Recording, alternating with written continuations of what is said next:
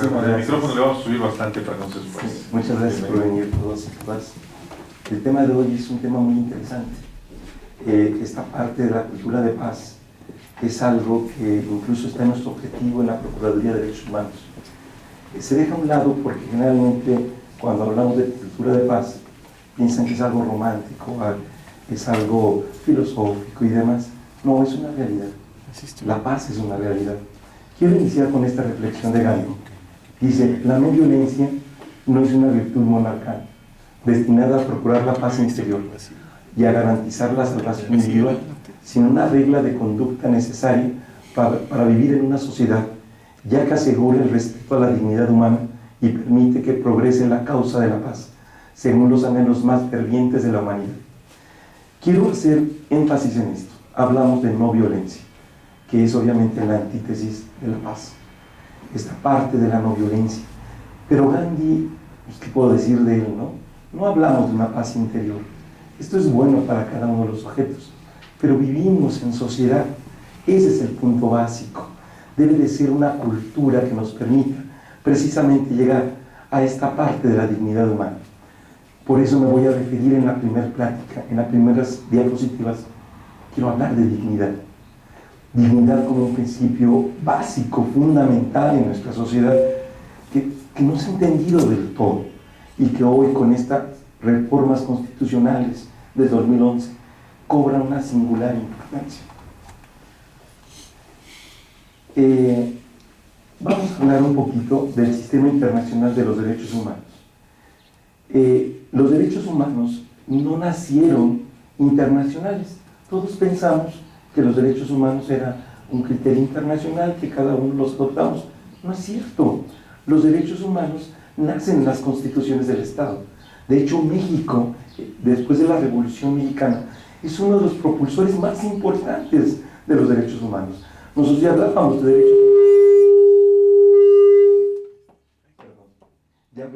derechos humanos en 1917.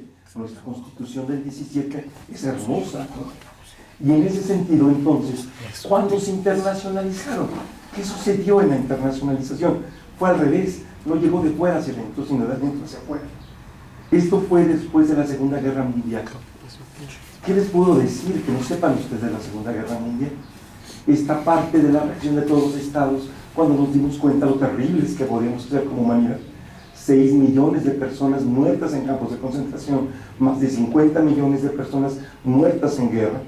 Y hoy queremos hablar de esta parte, donde en la Carta de las Naciones Unidas, la palabra dignidad toma una principal importancia.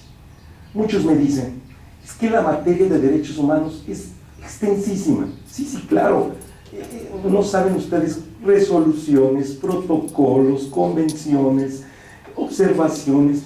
Bueno, yo tengo algunos años dedicándome a esto y todavía no termino por entender todo el contexto de los derechos humanos. Pero yo siempre que me presento un foro les digo, es que vayan a lo más simple, que es la carta que dio el nacimiento a las Naciones Unidas. ¿Cuáles fueron los principios fundamentales de la carta? Cuatro principios sencillos de recordar. La dignidad intrínseca de la persona. ¿Quieres hablar de derechos humanos? Habla de la dignidad intrínseca de la persona.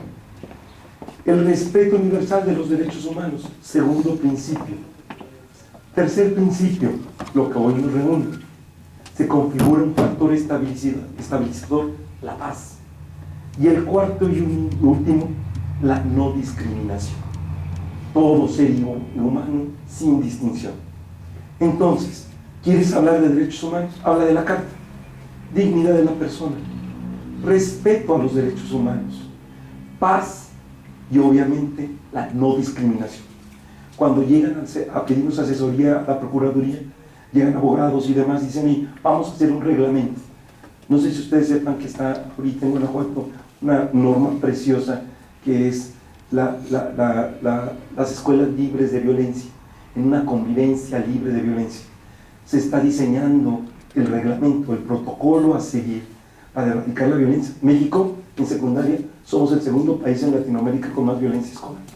O sea, nos debe de dar un terror, o sea, de lo que estamos. Estos jóvenes, el día de mañana, van a velar por nuestra seguridad social cuando seamos cristianos. Estos jóvenes son los que van a hoy a dirigir el país en un momento dado. O sea, pónganse a pensar la importancia de esta. Y entonces llegan y nos platican, oye, ¿cómo podemos hablar del reglamento de derecho de esta ley sin violar derechos humanos? 4 principios: dignidad, respeto, paz, no discriminación. Cada una de las normas, si siguen estos 4 principios, no tienen problema alguno. Están hablando de derechos humanos.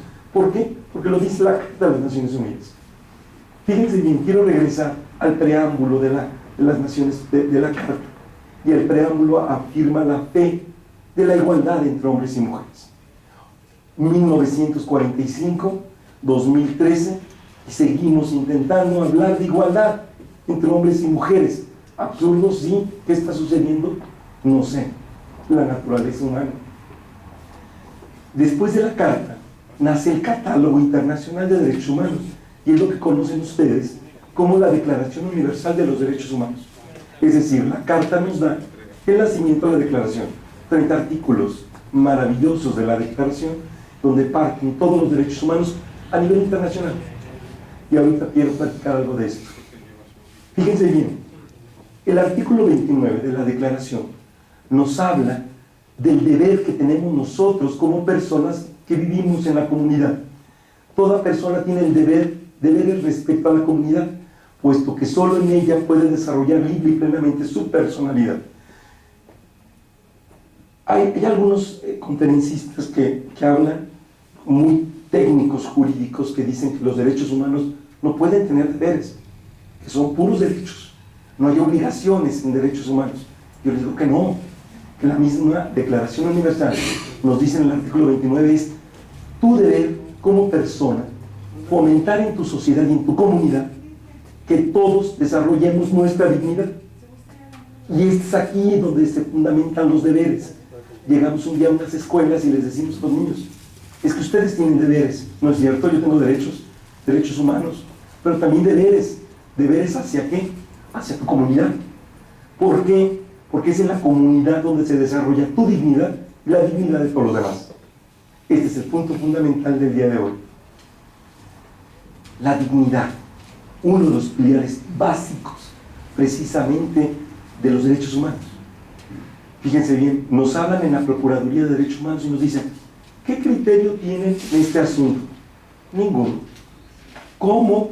¿Cómo que no tiene criterios la Procuraduría? No, porque cada asunto reviste sus particularidades.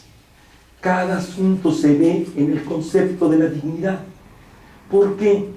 Porque no es lo mismo la dignidad de un niño en la ciudad de León que un niño en la ciudad de Jichú.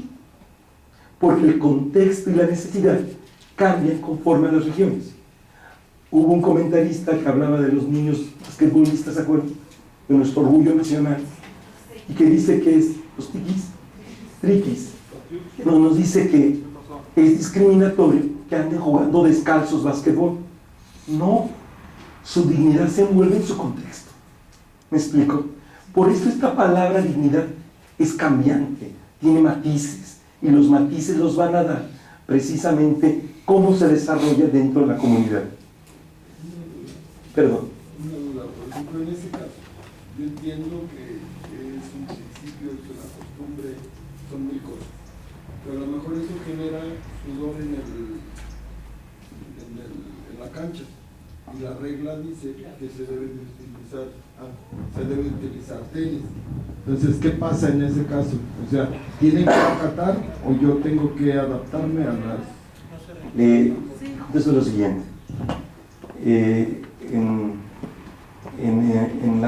En el Comité de los Derechos del Niño, sí, más o menos para ubicarlo, cuando firmamos la Convención de los Derechos del Niño, los países forman un comité para darle seguimiento precisamente a todos estos derechos. Y el comité señala que cuando hables de dignidad no te puedes alejar de su cultura, porque si se alejas de tu cultura estás siendo discriminatorio. Tienes que verlo en el contexto de su cultura. Y si para ellos está bien jugar descalzo, no hay ningún problema. El problema es que tú le niegues si te pide tenis. Si ellos te pidieran tenis para jugar, y no se los das, estás discriminando.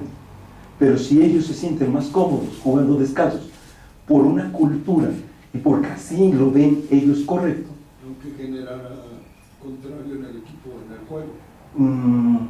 Lo que pasa que es la cultura de ellos. Contrario al otro, pues se tiene que adaptar. Al final de cuentas te pueden descalzar si quieren. ¿Sí me explico? A donde yo voy es a esto.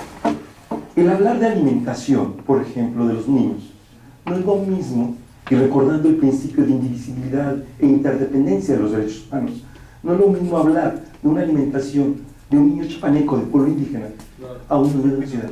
Entonces, en esta idea de la interdependencia de todos los derechos, se tiene que ver la vivienda, el agua potable y demás dentro del contexto cultural.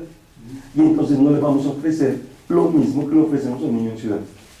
¿Sí? En ese sentido, es la no discriminación, la cultura. En algunas cosas hay coincidencias. Totalmente, en algunas cosas. Y en otras son total. No sé cuántos de ustedes han estado en Hichu, en nuestro municipio. Si ven que entran a un paisaje maravilloso, que decimos es que no es posible que en el estado de Guanajuato tengamos esta belleza natural, increíble, el pueblo centrado dentro de barrancas, no se inundan, no tienen problemas de agua, hay ríos naturales corriendo, y entonces la forma en que ellos lo ven muy diferente. Me pasó cuando fui a dar una plática el día 25 de noviembre para la no violencia contra la mujer, y había una persona en un vehículo por la ciudad diciendo que se había perdido una cartera en el campo de béisbol, que si alguien la había encontrado le pedían que la regresara, y la cartera apareció. ¿Sí me explico? Esto háganlo aquí en León. Sí, digan. En ese caso decía usted de los basquetbolistas, la otra situación también es el derecho a la salud. Y a veces, cuando corren así, sobre todo en básquet, se lastiman, ¿sí?, los talones, y bueno, entonces sí. Pasa lo mismo que cuando los tarahumares trataron de ponerles tenis en Los Ángeles y perdieron porque estaban acostumbrados. Entonces, por un lado, como usted dice, sí es la costumbre, por otro es el derecho, pero el otro es también el acceso. Y entonces por eso es tan importante estas pláticas de derechos humanos, para que sea esta universalidad. Porque si nos pasa, por ejemplo, en el contexto, gente que decía en la Tarahumara, no le ofrezcas la vacuna antirrábica porque ellos ya saben, ¿sí?, que si lo muerde un perro con rabia se va a morir. Entonces dice uno, no, porque los derechos humanos deben garantizar el acceso a la salud a todo el mundo. Y si no tenemos vacunas, hay que conseguirlas.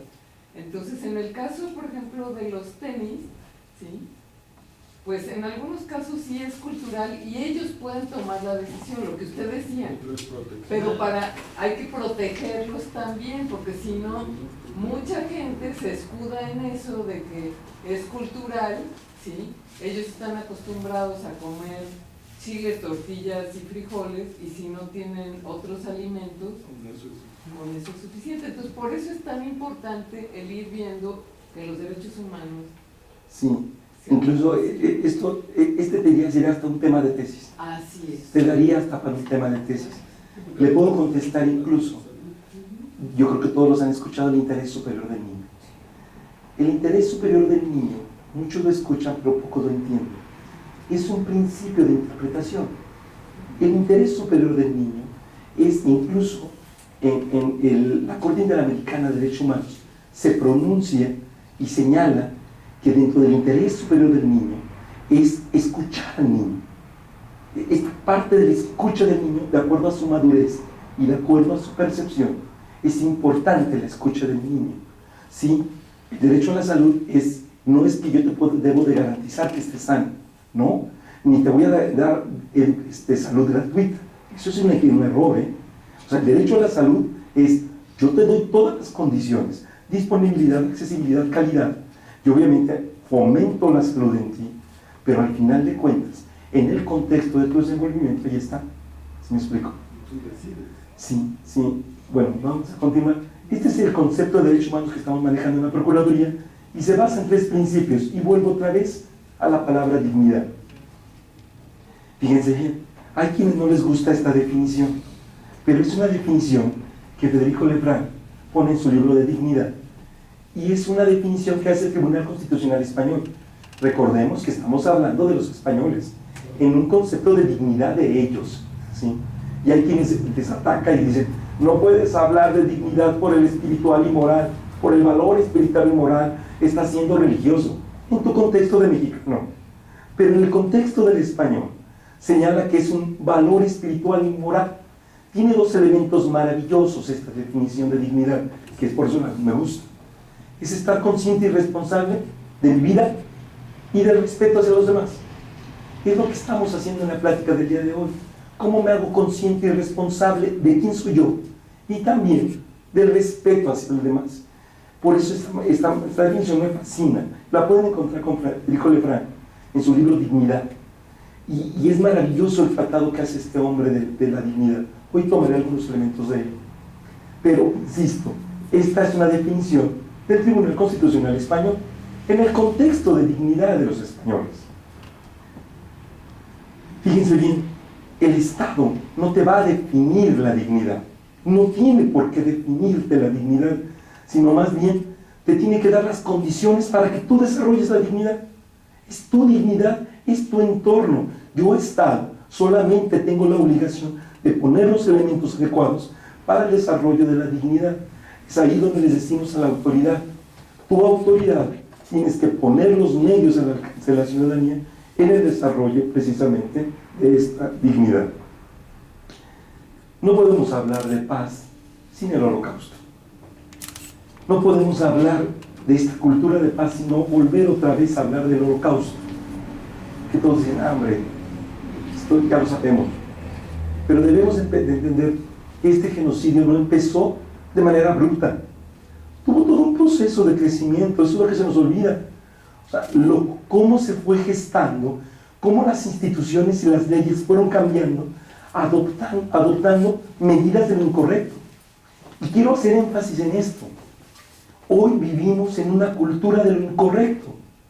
Es más, nuestros jóvenes atacan y alegan en una cultura de lo incorrecto. Doy clases también en la universidad. La clase empieza a las 7 en punto. Una filosofía lasallista es el respeto del tiempo mío y el de los demás. Yo siempre empiezo mi clase a las 7, cierro la puerta a las 7 y ha habido cientos de jovencitos que tocan y dicen, es que debe ser tolerante, llegué 7:05, no es tanto. Le dije, ¿sí sabes lo que me estás alegando? Estás alegando una cultura de lo incorrecto. Es que estamos en una cultura de lo incorrecto y se vuelve institucional. Es que todo el mundo es así, no pasa nada. No, sí pasa y mucho. El Holocausto empezó así, en cultura de lo incorrecto, se transformaron instituciones y leyes y llegamos a esto. ¿Qué pasó en el Holocausto? El Holocausto comenzó a señalar quiénes eran los prescindibles y los indeseables. Así empezaron a categorizar, así comenzaron. Estos sí, estos no. Sacan su primer ley, 1933, Ley para la Prevención de Descendencia con Enfermedad Hereditaria. Si nos quedamos con ese solo texto, decimos, qué maravilla, ¿no? Ha de ser una ley muy interesante. No, Juan, nada de interesante. Esterilizar a los padres incapaces. Hacían tablas para ver quién era incapaz. Eutanasia de defectuosos. Este sí, este no. Ya en legislación. Y bocas inútiles. Esto el Estado no lo quiere. Una ley. ¿Sí? O sea, vean esto. O sea, comenzó a generarse esta cultura del incorrecto. Otra ley. Ley para la protección de la salud hereditaria del pueblo alemán. 1935. Se publicó una tabla de esto. Se dijeron qué uniones eran prohibidas, ¿sí? Quiénes eran arios y quiénes no. ¿Sí? Absurdo y en ley. Absurdo y en ley. Sí, o sea, tenía sus propias características, ¿no? O sea, hasta los centímetros que debía de medir la nariz, las cejas, todo los dientes. Pero hay un detalle, volviendo al inicio de su plática. pues era su contexto. Sí. Entonces, conforme a su Pero contexto, podríamos no, decir no, los argumentos. no puede hablar de eso sin utilizar la integridad de los derechos humanos. 4 principios básicos de la Carta: dignidad, respeto a los derechos humanos, paz y no discriminación. Si usted agarra la dignidad aislada, no puede hablar de esto. Tenemos que hablar integral en los derechos humanos. Entonces, la sola dignidad en el contexto choca con el respeto, choca con la paz y choca con la discriminación. ¿Explico? Sí, no sé si me entienden. Sí, pero no por lo siguiente, o sea, una frase de hace muchos años, ¿no? Sí, pero no, ¿por qué esto? Porque, por ejemplo, como decía acertadamente la compañera, que en determinado momento, pues está bien, hay que respetarle a los frikis el hecho de que jueguen sin tenis, ¿no? Pero, y ya con eso le respetan sus derechos humanos, o sea, porque ellos tienen también derecho a nutrirse debidamente. Y no solamente el maíz, porque eso sería justificar la condición de lo injustificable. Nada más, perdón. perdón. Ahí un poquito sustentando lo que dice el compañero. ¿Qué pasa en la reforma en la educación? Habla la Constitución que se debe, por dignidad, dárselas, y a la vez viene este respeto, a que si él dice a este número pones como maestro, lo tiene que respetar. Entonces, no me voy a meter en eso porque podríamos hacer esto muy polémico y no alcanzaría los objetivos. O sea, eso sería otro tema, y además no me atrevería a hablar porque no conozco la reforma educativa en su totalidad. Necesitaría estudiar y venir a dar una plática de reforma educativa. Pero volviendo a este punto, es cuando se habla del contexto de la dignidad, precisamente no puede ver de manera central, jerárquico los derechos humanos. Debe de ser holístico, o sea, debe de verlo de una manera holística para entender. Es cuando les decimos, no te quedes en este concepto, no te encierres en este concepto. De los niños triquis en ese sentido, pues claro, está también el derecho a la alimentación, a la vivienda, a la salud, a un agua potable, y entonces nos metemos al principio de progresividad. Y entonces nos meteríamos con decir el Estado no ha cumplido con todo. No, porque estamos en un país de desarrollo. ¿Qué es lo que se exige a nivel internacional? No lo mínimo indispensable, no lo estándar, sino que el Estado mexicano tiene que justificar la maximización de la utilización de los recursos. Ese es un sentido de progresividad, porque al final de cuentas esta es la realidad que tenemos en México. Cuando nosotros formamos parte de nuestros comités, les damos nuestra primera incurrencia. Cada 3 o 4 años, cuando damos todos los comités los informes, tenemos que ir justificando los avances en las diferentes materias de derechos humanos. Eso es lo que nos mide. ¿Sí? No podemos decir que debemos de vivirlo igual que los países desarrollados. Todo tiene un sentido de progresividad. Pero si me permiten, yo seguir avanzando en esta parte, porque si no, me da pena, pero sí me explico cómo vamos. Donde quiero hacerlo reflexionar en esto. Las leyes y las instituciones en Alemania se dio en una sociedad civilizada, y se dio un tiempo de paz. 2 situaciones importantísimas. No estaban en época de guerra, no era una civilización, ¿cómo les puedo decir?, salvaje. Eran 2 elementos. ¿Quién hubiera pensado en el Holocausto? Nadie. ¿Sí? ¿Qué pasa como decisión final que hizo Hitler? Los campos de concentración, comandos móviles de la muerte. Yo no lo sabía hasta que lo leí. Hitler se salía de su estado en comandos y mandaba a apresar gitanos que no estaban dentro de su estado, ni judíos, y los traía y los mataba. O sea, no conforme el señor de vivir en su estado, sino que hacía estos comandos, y obviamente las marchas de la muerte, el desgaste de llevarlos caminando para ver cuántos llegaban a los campos de concentración y ahí los mataban. ¿Sí? ¿Qué pasó con el individuo? ¿Qué hizo Hitler con los individuos? ¿Qué es lo que nos está sucediendo? Deshumanización del individuo. Los rapó, los numeró y los vestía igual a hombres y mujeres para decir, estos no son humanos. ¿Sí? O sea, no se sientan mal, soldados. Ustedes no están matando humanos, están matando algo raro. O sea, algo que no nos sirve, sociedad. Eso, hoy nuestros niños están diciendo. Yo he ido a escuelas rurales y le digo al niño, ¿qué vas a hacer de grande? Sicario. O no le pegues a ese caballo, es un animal.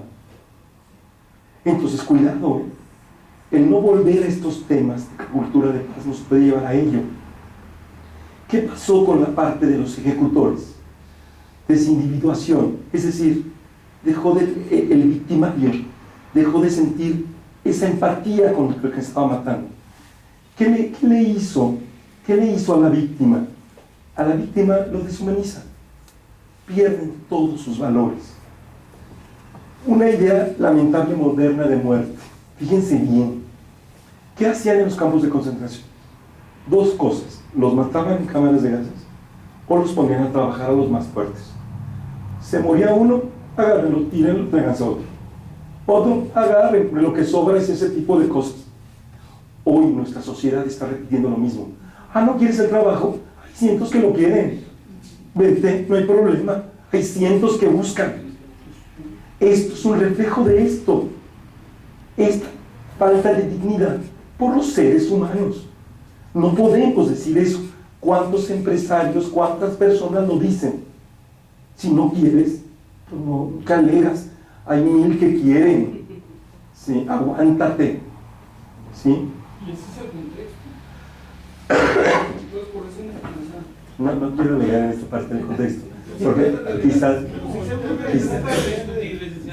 No esa parte de que podamos hablar para enfrentarnos a una realidad que hoy se vive, como se vivió alrededor de 1948 hacia atrás, creo que no nos viene nada mal. Por ejemplo, yo veo esta lámina y le digo al compañero que ese es el capitalismo actual, es decir, lo vivimos pero de otra forma. Y por ejemplo, cuando usted nos habla acerca de que la dignidad es esa parte en que el Estado participa para que cada uno alcance ese grado de dignidad, primero lo dudo mucho que el Estado aporte, ¿no? Por marcada clase social y sobre todo en donde participan muchas instituciones, en dejar más abajo y más abajo a más pobres mexicanos. Usted empezó con una idea romántica, aunque señalaba que no era así, cuando usted comenta el concepto de comunidad, que es parte de la Declaración de los Derechos Humanos de 1948. Y hace un comparativo entre Jichú y León. Bueno, yo me quiero referir a Jichú como una comunidad rural donde todavía es posible encontrar al ladrón, ¿sí? O encontrarse algo que se perdió sin que exista el ladrón, ¿sí? En esas dos formas. Y no sé si León está viviendo en comunidad, lo dudo también mucho, ¿no? Entonces, Estados Unidos cambió su concepto de que la dignidad está en relación a los derechos humanos por un concepto que no sé si sea mayor o menor, pero por ejemplo en la Constitución de Virginia aparece que el concepto humano más elevado es la felicidad porque lo dice así, la felicidad del ser humano. Y entonces la verdad es que uno ve el capitalismo estadounidense al mexicano y parece que ya sí se dan mejores condiciones para que la población, el ciudadano norteamericano, sí pueda aspirar a algo más. Le digo, yo sí quiero señalar algo. Bueno, aquí en esta Casa de la Cultura se nos ha permitido el diálogo, no la confrontación. Entonces creo que no estoy confrontando nada más que no quisiera perderme, porque esto nos da para reflexiones filosóficas que no tienen ustedes una idea. Y que todos no se preocupen, y que todos tenemos conceptos diferentes. Lo que me preocupa es no llegar al punto de esta parte de la cultura de paz. Me preocupa perderme y que esto, no es que, vamos, es muy respetable lo que usted dice, es muy reflexivo, insisto, cada cosa que ustedes señalan es tema de tesis, tema de una discusión acalorada de especialistas y demás. Yo, a lo mejor, el punto que quiero centrar en todos y cada uno de ustedes es, esto es reflexivo en lo individual. Queremos llegar de lo individual al presentar lo general. Es esta parte lo que quiero llegar a hacer en esta plática. Y quiero referirme a ello en lo siguiente. Esta imagen, ¿qué les recuerda? ¿Qué hecho les recuerda? ¿Qué hecho les recuerda? Los campos de concentración. ¿De cuáles? ¿El qué? Del holocausto. ¿Del holocausto? ¿De los alemanes? Sí. Exactamente. Sí. Son muy comunes otra vez. Pero ¿qué creen? Ninguna de estas fotos pertenecen al Holocausto. Ninguna de estas fotos pertenecen al Holocausto. Fíjense bien, los voy a llevar con esto. Federico Lefranc dice que esta frase se lo atribuyen a Hitler. Hitler decía, ¿quién se acuerda todavía hoy de los armenios? ¿Ustedes se acuerdan de los armenios? Yo no, Cuando lo leí dije, ay Dios, ¿quiénes son los armenios? ¿Sí me explico? Y me dio la tarea de investigar y dije, ¿por qué se burlaba Hitler en decir, ¿quién se acuerda de los armenios? Yo dije, en mi vida lo había escuchado. Los armenios fueron en un genocidio muertos, 2 millones de muertos en genocidio de los armenios. Obviamente esto fue entre 1915 y 1923. 8 años de un genocidio de armenios. Armenia está en Asia, entre Turquía, ¿sí? Y ahí se dio este genocidio. Yo no lo sabía. Cuando alguien me hablaba del Holocausto, yo decía que era el único genocidio brutal. Y no, Armenia lo vivió. Y vean en qué año. 1923. Por eso, si olvidamos el Holocausto, estamos destinados a repetirlo. Ese es el punto. Hitler se burlaba. ¿Quién se acuerda de los armenios? Padre, yo no me acordaba. ¿Sí me explico? Y eso nos debe de dar terror. ¿Qué es lo peor que podemos hacer en sociedad? Lo que decía Gandhi, la indiferencia. Yo estoy bien y mi entorno. ¿Qué importa a los demás? No, la cultura de paz es contribuir a nuestra comunidad de alguna manera, ¿sí? Pero hay que saberlo hacer también. La Pizarre, este escritor, decía que hoy, cada día, es más importante ver la no violencia y la cultura de paz en los derechos humanos. ¿Sí? Él afirmaba esta parte. La educación en derechos humanos, una cultura de paz y no violencia, es básica en nuestra historia. De aquí entonces quiero partir de esto, lo que es la educación. Siempre hago me encanta fue de Roberto Guadarrama, una persona que vino a darnos una capacitación. Me encantó esta fotografía, pintura, ilustración, donde va una persona subiendo las escaleras, baja, sube, y esto él decía que es la sociedad en donde todos nos volvemos a encontrar. Todo lo que hagamos y construyamos, estos son los principios de la educación. De ahí parte entonces la necesidad de volver a reflexionar, no olvidar a los armenios, no olvidar el Holocausto, no olvidar que la paz no se construye con la paz interior, ¿sí? Es una partida. La paz se construye siendo partícipes en sociedad. ¿Cómo se construyen los valores dentro de la sociedad? Pues precisamente reflejan los estilos de vida, las necesidades, los deseos. Es así como se van formando valores. ¿Por qué en nuestra sociedad tenemos estos valores? Porque se están fundando en estas partes. ¿Cómo comenzó esta parte de la construcción de valores? Primero comienza con una tradición, ¿sí? Posteriormente se vuelve costumbre y de repente se vuelve valor. Prendemos la televisión, no hubo muchos muertos hoy, solo 7. Es gravísimo, 7, es muy muy grave y los niños lo ven como si fuera. Estaba lloviendo cuando fue aquí la balacera en la Plaza Palmas, ahí por Bien del Moral, me decían mis alumnos, la gente ya no se inmutaba de los balazos. Es más, curiosa por ver quién era muerto. Nadie lamentó la pérdida de estos jóvenes muertos. Nos estamos llevando a esta parte nuevamente de deshumanizarnos. ¿Qué nos está sucediendo dentro de la sociedad? Aquí la parte más importante es, tú eres libre de ser quien eres. Esa es la parte importante, de sentir lo que quieras sentir, de pensar lo que quieras pensar, de correr los riesgos que tú elijas y obviamente de salir a buscar lo que necesitas. Estos son los principios de libertad que no nos atrevemos a utilizar. Somos un país libre y de repente decimos no tan libres. Pero ¿qué haces tú con tu libertad? Me dicen algunos alumnos, me dicen, profesor, una chica me insultó, me gritó y me dijo, ¿qué hago? Nada. ¿Por qué? No sientas nada, tú eres libre de sentir lo que quieras. ¿Cuál es el problema? En ese sentido, lo que ya aquí estamos exhortando en esta cultura de paz es vivir esta libertad. Pero no podemos hablar de paz sin hablar del conflicto. Tenemos que hablar del conflicto. ¿Cómo fuimos educados nosotros a vivir el conflicto? Cuando alguien llega y nos dice, tienes un conflicto, ¿qué es lo primero que piensa usted o siente? Si le digo, ¿su nombre es, perdón? Guillermo. Alguien llega y le dice, tienes un conflicto. Hay un conflicto ahorita en tu casa. ¿Qué es lo primero que piensa usted? No, pero piensa que es bueno o malo que siente. Malo, ¿verdad? Grave, algo fuerte, algo raro. ¿Qué es lo que pasa? Que debemos de valorar las dos visiones del conflicto. El conflicto podemos verlo de manera negativa o positiva, porque desde que nacemos tenemos conflictos. El problema es cómo fuimos educados para afrontar el conflicto. Es algo que debemos de empezar para construir la cultura de paz. ¿Cómo? Lo asignamos a lo negativo, decimos el conflicto es violencia, sinónimo de violencia, ¿no es cierto? No todo conflicto es violento.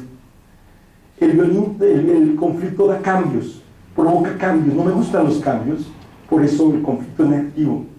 Y no hemos sido educados para manejar el conflicto. Pero la parte positiva del conflicto es la diversidad y la diferencia. Palanca de transformación.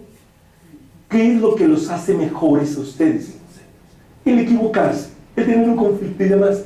Nuestro problema es que cada conflicto que presentamos nos desgastamos y entonces comienza a tener enfermedades, situaciones, no manejar correctamente el conflicto, porque la gente nos dijo que el conflicto era malo. No, el conflicto es positivo y es constructivo, ¿sí? Y es una oportunidad de aprender. Porque son más sabios ustedes, por lo que se han equivocado, por lo que no se han equivocado. Por lo que se han equivocado. Yo he visto gente en las empresas, oye, ¿sabes qué? Se detuvo un contenedor, no sé en dónde. Y el director dice, no hay problema, mira, esto, bla, manda esto. Con una tranquilidad, y le digo al director, ¿qué pasó cuando la primera vez que el contenedor se atoró? Ya me moría, dice. Pues sí, esta es la parte de decir el conflicto, ¿qué puedo aprender del conflicto? Si no aprendemos que el conflicto es positivo, ¿qué trae como consecuencia? El estrés. Y esto obviamente no nos lleva a una cultura de paz, porque el estrés nos hace tener poca inteligencia emocional para resolverlo. El estrés lo tenemos a nivel laboral, bajo rendimiento, falta de concentración, accidente de trabajo, ausentismo, deterioro en la comunicación de los compañeros. ¿Qué hacemos con nuestros hijos cuando se les presenta un conflicto? Los regañamos, los reprendemos, no te metas en problemas, no hagas esto, en lugar de decir cuál es la oportunidad que tienes de sacar esta experiencia. Nadie lo dice. Ese es el problema más grave. ¿Qué pasa con la salud y el mal manejo del conflicto? Comenzamos a somatizar. Comenzamos entonces de repente, precisamente, ay, me duele el estómago, es que no aguanto este dolor de cabeza, la gastritis. Y obviamente siempre hay una alma caritativa al lado que abre su bolso, tómate esto, es re bueno. ¿Y qué creen lo que hacen ustedes? Se lo toman, sin saber absolutamente nada, porque es re bueno, ¿no? Se pueden volver químico dependientes, el insomnio, falta de apetito, envejecimiento, y entonces en lugar de empezar a decir, nuestra cultura de esta parte del conflicto, hay que ver cómo construimos. Esta es la parte de la construcción. ¿Qué pasa con el ambiente doméstico? Se vuelve muy intenso, agresiones, desintegración familiar, precisamente distanciamiento, accidentes, faltas de comunicación, etc. Quiere decir que fue nada más por no manejar correctamente el conflicto.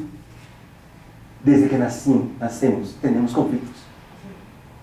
Cada parte de nuestra vida está llena de conflictos, pero seguimos angustiándonos por el conflicto. Por eso estamos el día de hoy aquí. ¿Qué relación le daría al conflicto y a la violencia, Alicia? Sí. Es la forma en que tú relacionas, es decir, la violencia parte de la agresividad. La naturaleza humana, nosotros somos agresivos por naturaleza. El ser agresivo no es malo. El problema es que cuando la agresividad se convierte en violencia, es ahí lo que debemos de detener. Ejemplo, cuando estamos jugando fútbol o algún deporte de contacto, yo voy buscando el balón y te vas empujando con el compañero, y entonces eso es agresividad. Estás siendo agresivo, estás buscando la pelota, y eso es la agresividad. Cuando lo que comienzas a hacer es pegarle en la cara, darle puntapiés, lo has convertido en violencia. ¿Sí me explico? Es la parte. No debemos de desentrañar la agresividad. Nosotros somos agresivos, la agresividad es buena, es lo que nos ha sacado adelante. El ser agresivos, pero no violentos. Eso lo debemos de entender. Hay que ir por el objetivo, hay que apasionarnos, hay que vivir nuestra naturaleza agresiva, pero no llegar a la violencia. Porque entonces nos volveremos un hijito de cualquiera, y quién se acuerda de los armenios. ¿Sí? Bien. No quisiera dejar de pasar esta oportunidad porque luego se me adelanta mucho. Ya no puedo, luego, ya no sé en qué momento hago el comentario.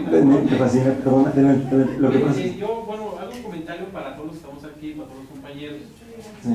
Exactamente, Armenia como Argelia, y entre ellos en Latinoamérica, Argentina y México, bueno, pero no somos la excepción tampoco. Hemos parecido algo muy parecido a los holocaustos. Por ejemplo, el maestro mencionaba ahorita en el régimen nacional socialista nazi, de que se le pone un número, se le rapa y se le viste de otra manera. Nosotros terminamos, algunos compañeros estamos aquí, terminamos un derecho penitenciario. Y eso se practica allá adentro, todavía. Sí. Por eso yo hablo de cuándo vamos a transformar esas realidades históricas cuando las tenemos todavía hoy en día. ¿Sí? Hablamos de holocaustos alemán, Argelia, Armenia, Argentina, México, y se me vino a la cabeza, para mí es un santo, les digo, yo no soy religioso, no pertenezco a ninguna religión, pero creo en Dios entonces, no creo en los representantes del Señor en la tierra. Sí, Latinoamérica, sin decir algún país, 60 millones de originarios fueron muertos por la cristianización, y ese santo se llama San Cristóbal de las Casas, si alguien me corrige, pero creo que es él. Entonces el maestro dijo algo: no conocemos la historia, corremos el riesgo de volver a repetir. En Latinoamérica hubo holocaustos tan enormes como el de Hitler, 60 millones de originarios, o sea, primitivos de la región latinoamericana, no es cosa. ¿Sí? La vida humana puede ser una persona o millones, y es igual de doloroso. Decía un autor, un muerto es una realidad, una cantidad es una estadística. Sí. Pero entonces aquí estamos reunidos a decir: ¿a qué padre ya nos vino a angustiar este cuate? O sea, ya nos dejó angustiados. Pero ahora vamos a ver cómo lo resolvemos. ¿Cómo enfrentamos la agresión, pero con la no violencia? Siempre que se presente una situación, tienen que partir de este mapa. En la negociación tienen que buscar cuál es la meta que persiguen, qué es lo que quieren, qué es lo que buscan, cuál es su interés. Cada uno lo sabe. Pero también, dentro de esa negociación, tienen que pensar en la relación, ¿sí? En la relación humana. Porque probablemente puedas conseguir lo que buscabas. ¿A costa de qué? ¿De aplastar la relación? Eso no es paz.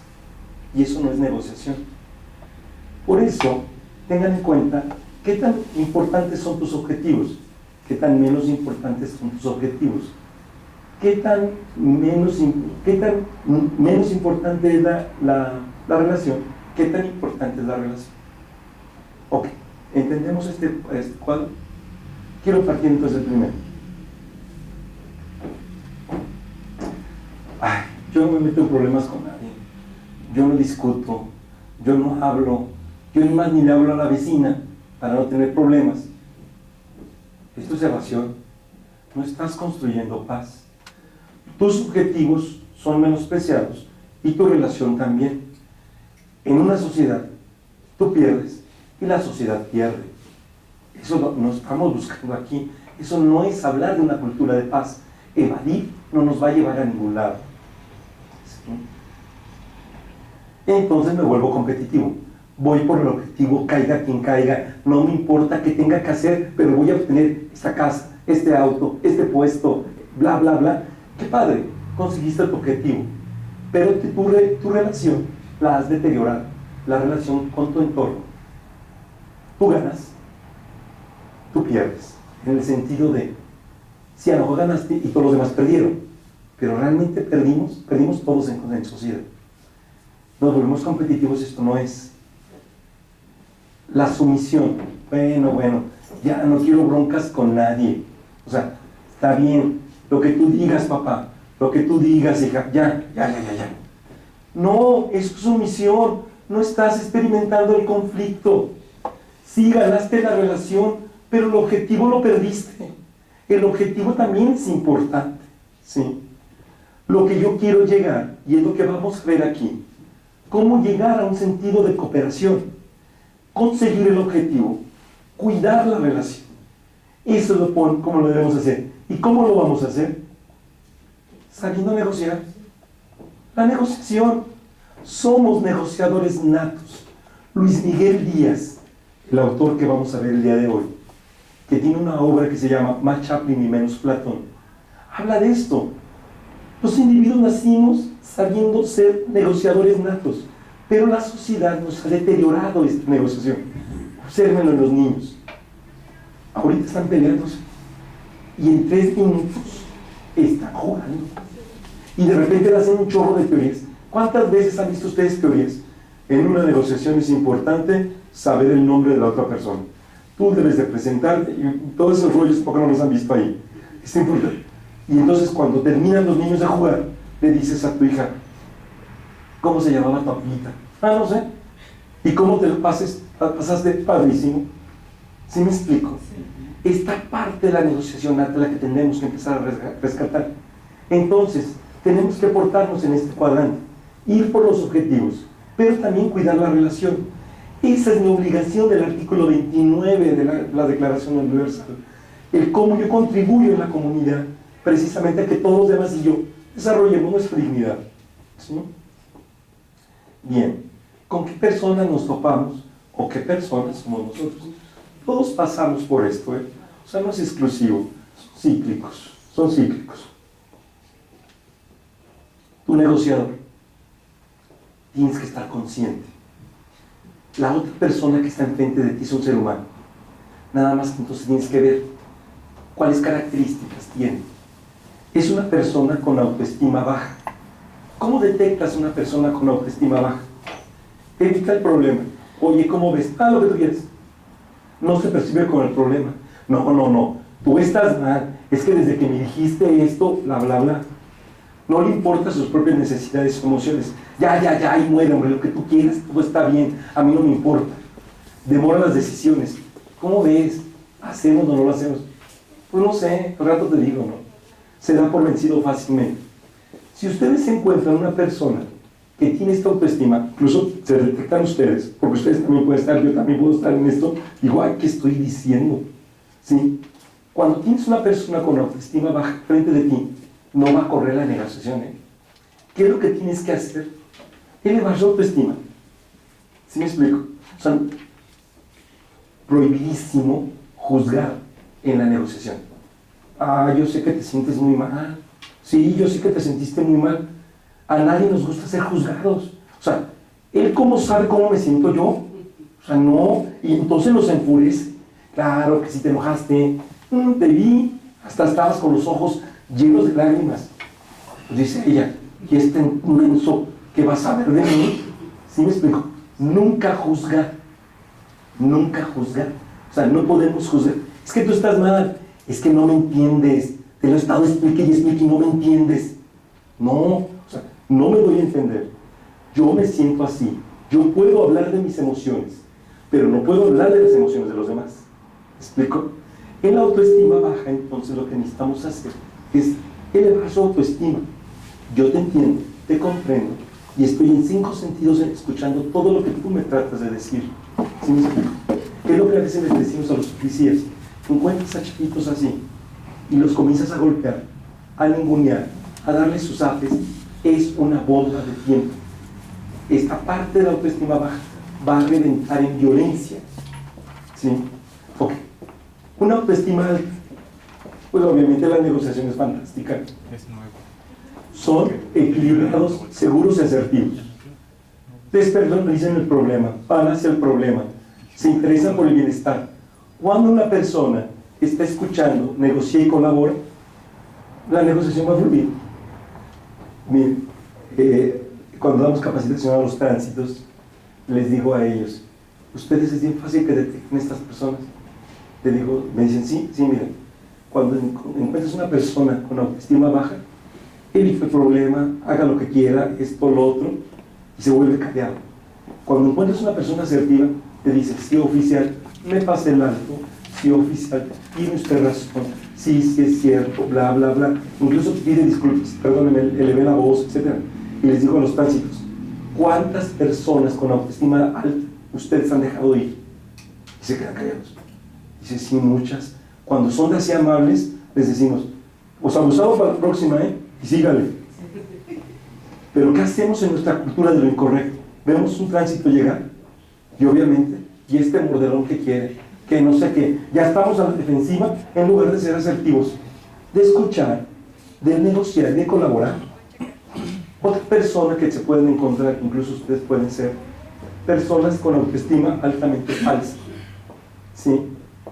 Es competitiva, controladora, inaccesible, descalificadora, solo piensa en sí misma, se muestra defensiva o agresiva, ve al otro como el problema. Señor, se pasó el alto. Mira, perro, yo te pago. No sabes a quién conozco a 3 regidores. Hoy te van a correr. ¿Sí me explicó? Eso que es una persona con autoestima altamente falsa. ¿Sí? Y entonces, ¿cómo pueden agredir ustedes a una persona que se encuentra en ese estado? No lo escuchen. Y volvemos a la lámina anterior. Ustedes son libres de sentir lo que quieran sentir. Él está siendo reflejo de su autoestima. Entonces no agredan con violencia. ¿Cómo se sugiere ver el conflicto? Como un detonador de cambios. Cada conflicto no va a detonar un cambio. Lo que estamos viviendo en México es un detonador de un cambio.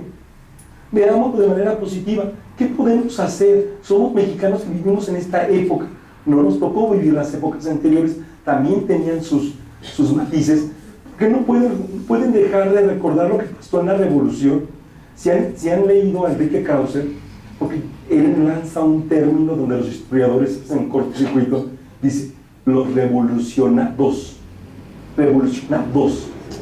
¿Cuáles son esos? Le estaba leyendo